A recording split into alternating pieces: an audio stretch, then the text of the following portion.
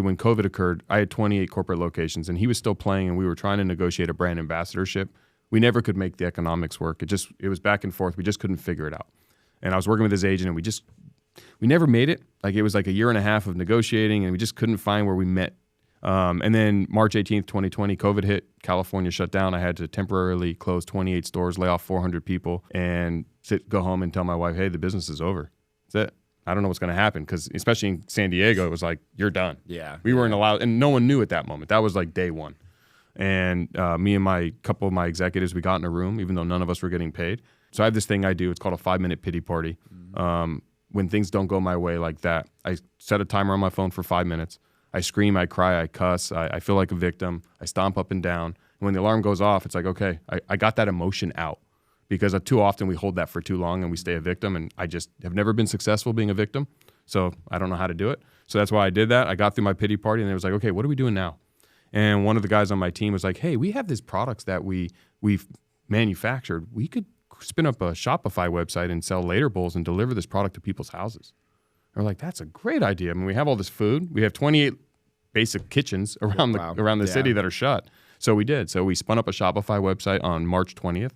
Called Later Bowls, and started selling Later Bowls to our customers that were stuck at home, and we would deliver in our van, and the three of us would get in the van every day and drive product all over these houses, and just activity, right? Movement. Mm-hmm. Well, during that process, Drew Brees became a customer, and we started delivering bowls to Drew, not knowing. And He's then just literally just buying them off. Yeah, buying Later Bowls, and him and his sons were eating them at home. Okay. And then he started sending me text pictures of him making these bowls at home, and it was like awesome. It was really cool, and he fell in love with the product even more. And then he retired.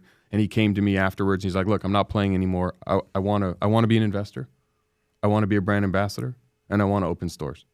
Once we decided to franchise after COVID, and so that's what happened. And so we were able to work a deal out very well that way, because now he's a believer, and he was all in, and we could easily find alignment. And then he started with 15 stores. He opened his first one. It went really well, so he topped up to like 40. Then he topped up to 80, and just about a month ago, he just topped up to 150. So.